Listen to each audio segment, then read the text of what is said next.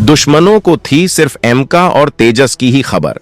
लेकिन अब Ted BF के बाद ये क्या उतार रहा भारत का चौथा सबसे घातक हवाई लड़ाका बन रहा नेत्रा। भारत अपनी हवाई क्षमता को बढ़ाने के लिए एक नहीं बल्कि हर लेवल पर काम कर रहा है, जिससे दुश्मन आसमान में भारत को आंख न दिखा सके। भारत एक तरफ घातक विमानों की प्रोडक्शन क्षमताओं को मजबूत कर रहा है, जबकि वो इन विमानों में घातक हथियार इनबिल्ट करने के लिए भी काम कर रहा है। इसके लिए भारत अलग अलग क्षमताओं वाली मिसाइलें विकसित कर रहा है। अस्त्र और रुद्रम मिसाइलें अपनी ताकत से विमानों को भयंकर बना रही हैं। वहीं भारत अत्याधुनिक और स्वदेशी तेजस विमानों और 5वीं पीढ़ी के एमका विमानों को बनाने में लगा है, जबकि इन विमानों के साथ साथ नौसेना के लिए घातक टेड बीएफ विमान भी भारत बना रहा है। लेकिन इसके साथ साथ भारत एक और घातक विमान बना रहा है, जो आसमान में भारत के लिए बहुत बड़ी ताकत बनने वाले हैं। भारत के 6 अत्याधुनिक नेत्र विमान आसमान में दुश्मनों की हर साजिश को नाकाम कर देंगे। तो आइए जानते हैं इन भयंकर विमानों की दमदार क्षमताओं और खूबियों के बारे में। नेत्र विमान आसमान में दुश्मन की हर हरकत पर रखता है नजर। डीआरडीओ का नेत्र MK2 40,000 फीट ऊंचाई पर होगा तैनात। आसमान और समंदर में निगरानी के लिए ड्रोन्स भी हो रहे तैयार। भारत आसमान से लेकर समंदर में निगरानी के लिए घातक ड्रोन्स और अनमैन्ड तकनीक का इस्तेमाल कर रहा है। भारत जहां खुद ही अंडर वाटर ड्रोन विकसित करने में लगा है, जो चीनी सबमरीन्स की निगरानी करेंगे, जबकि वो इसकी तकनीकें तमाम देशों से हासिल कर रहा है। हाल में ही फ्रांस ने भारत को अपने घातक अंडर वाटर ड्रोन की तकनीक देने का करार किया है। भारत के इन ड्रोन्स और ड्रोन तकनीक के बारे में हम आपको आगे बताएंगे, लेकिन इससे पहले हम आपको उन नेत्र विमानों के बारे में बताना चाहेंगे जो कमाल की तकनीक से लैस हैं। दरअसल भारत इस सिस्टम को पहले से इस्तेमाल कर रहा है, लेकिन अब इसकी तादाद में इजाफा किया जा रहा है। नेत्रा एक विमान को आसमान में भारत की आंख माना जाता है।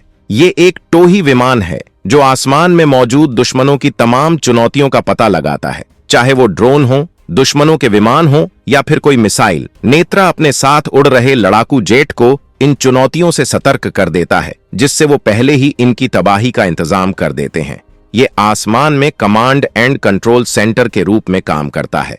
नेत्रा स्वदेशी airborne early warning and control विमान है, जिसे DRDO ने विकसित किया है और ये ब्राजील से लिए गए एम्ब्रेयर एयरक्राफ्ट पर बेस्ड है। भारत को ऐसी तकनीक की बेहद जरूरत है। भारत ने इस ताकत का इस्तेमाल करके कई बार दुश्मनों को मात दी है। यहां तक कि बालाकोट स्ट्राइक के वक्त इसी के जरिए पाकिस्तानी एयरफोर्स पर नजर रखी गई थी। इसने एक्शन के वक्त भारतीय वायुसेना के लड़ाकू विमान को हर खतरे से आगाह कर दिया था। DRDO अब नेत्र का नेक्स्ट वेरिएंट भी तैयार कर रहा है। ये नेत्र MK2 होंगे। इन्हें एयरबस 321 विमान पर लगाया जाएगा। एयरफोर्स में ऐसे 6 विमानों को तैनात किए जाने की योजना है। नेत्र राडार, सर्विलांस, ट्रैकिंग, दुश्मन की पहचान, हवाई, समुद्री और जमीनी खतरों की पहचान करता है, जबकि ये बैलिस्टिक मिसाइल के खतरे की भी पहले ही सूचना दे देता है। फिलहाल 3 नेत्र टोही विमान के अलावा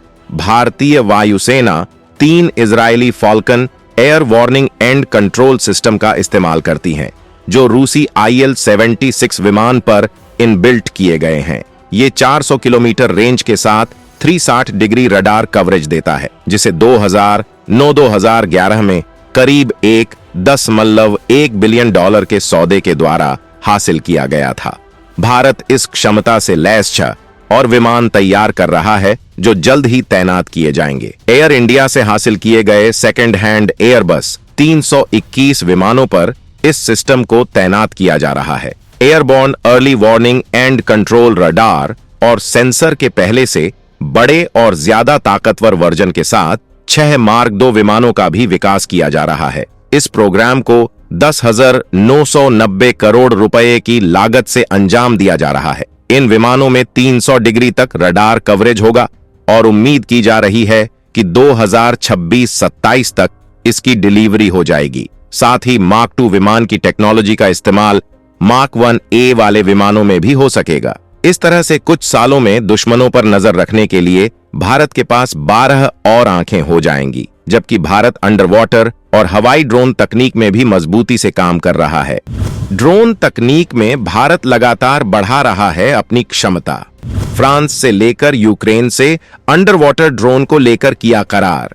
आज जंग में ड्रोन तकनीक का बहुत ज्यादा इस्तेमाल किया जा रहा है। यूक्रेन ने रूस के खिलाफ अपनी ड्रोन क्षमताओं का भयंकर इस्तेमाल किया है। इसकी खास वजह यह है कि ड्रोन के जरिए सटीक हमला तो किया ही जा सकता है, जबकि इसके जरिए किए जाने वाले हमलों में बेहद कम खर्च आता है, जबकि इसके मुकाबले मिसाइलों से हमला करना बेहद खर्चीला सौदा साबित होता है। इसी वजह से तमाम देश अपनी सेनाओं में सुसाइडल ड्रोन तैनात कर रहे हैं। पीएम मोदी जब यूक्रेन की यात्रा पर गए थे तो उन्होंने यूक्रेन से इसे लेकर सौदा किया था। यूक्रेन ने भारत को अंडर वाटर तकनीक भी देने का करार किया था। ये तकनीक भारत के लिए इस वजह से खास है क्योंकि चीन लगातार अपने सबमरीन के बेड़े को विशाल बनाने में जुटा है। मौजूदा वक्त में सबमरीन में पंप जेट प्रोपल्शन सिस्टम का इस्तेमाल किया जाता है, जबकि परमाणु पनडुब्बी सालों साल पानी के अंदर रहने की क्षमता रखती है। इसी वजह से समंदर के अंदर इनकी मौजूदगी का बाहर से पता लगा पाना मुश्किल होता है। इसी वजह से भारत को अंडर वाटर ड्रोन की जरूरत है। भारत के कई निजी स्टार्टअप और खुद DRDO इस तकनीक पर बेहद मजबूती से काम कर रहा है।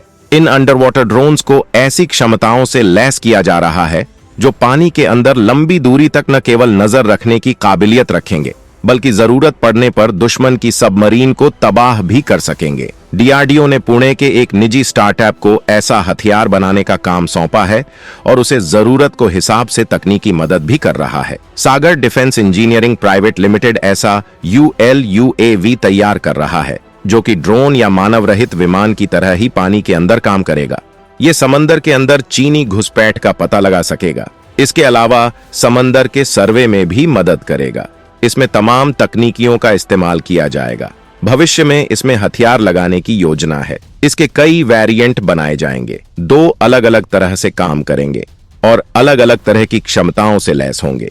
घातक हथियार और मिसाइलों को लगाने के बाद ये हथियार चीन के लिए तबाही बन जाएगा, क्योंकि समंदर के अंदर चीन की किसी पनडुब्बी को देखते ही ये मिसाइल दाग सकेगा। इसके अलावा ये चीन की घुसपैठ के बारे में भारतीय नौसेना को तुरंत सूचना देगा, जिसके बाद एक्शन लिया जा सकेगा। ऐसी मानव रहित तकनीक के तैयार होने के बाद समंदर की सुरक्षा में खर्च कम हो जाएगा, वहीं जोखिम भी कम होगा। निगरानी के लिए बड़े युद्धपोतों और सबमरीन्स को भेजने की जरूरत नहीं पड़ेगी, जबकि DRDO आसमान में दम दिखाने के लिए कई स्टील्थ ड्रोन पर भी काम कर रहा है, जिन्हें इंटरसेप्ट नहीं किया जा सकेगा।